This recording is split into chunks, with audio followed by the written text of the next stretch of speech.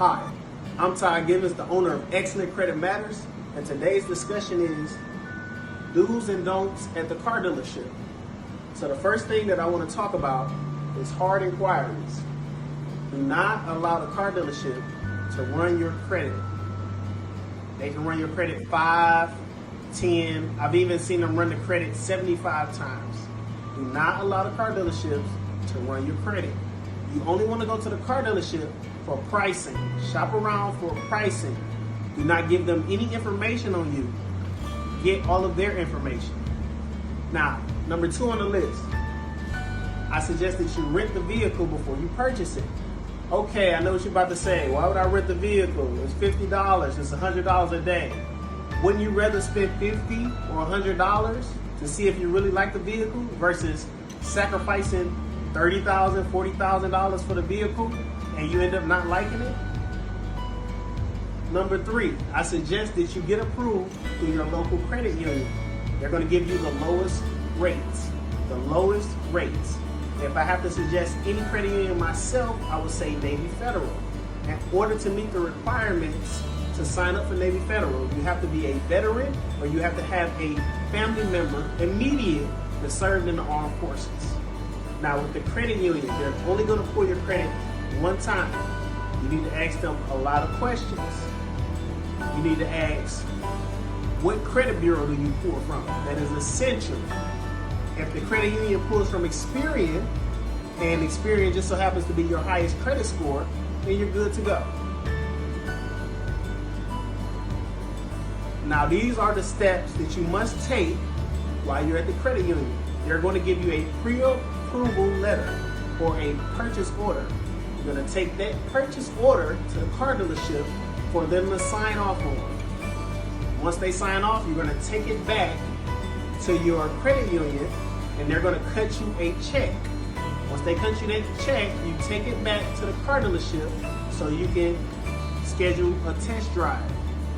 If you do not do this the way I just informed you to do it, in order to get a test drive, the car dealership will lock you into in-house financing, and we want to avoid that at all costs. Step number 4, I suggest that you go to get the car during the weekday. I know you probably got to work, schedule some day where it's busy that you go down there to the dealership. Now, for example, if you make $100,000 a year, I suggest your vehicle only be $50,000. Okay? 50%. Whatever your yearly salary is, don't let the car price be more than half of your income, your yearly income. Number 5, do not let them pressure you. I suggest you take a friend or a wingman that's going to help you make good, informed decisions before purchasing the vehicle.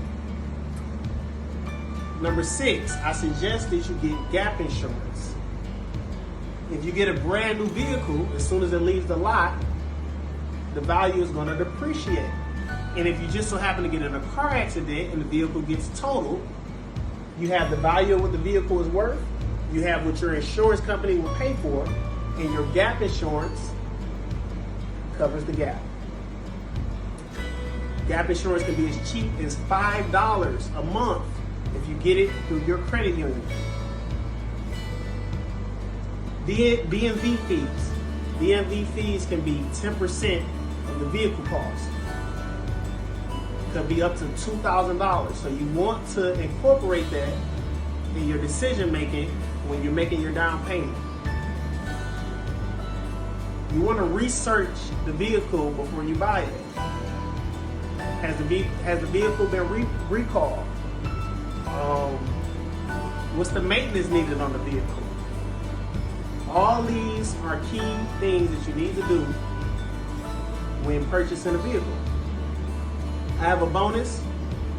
You can go to myfico.com. You go to myfico.com, it will give you an auto score. That is the auto score that the credit union will look at to decide whether or not to approve you or what interest rate they will approve you for. Okay, that's it. Again, I'm Todd Gibbons, the owner of Excellent Credit Matters. Remember, credit repair is chess, not checkers.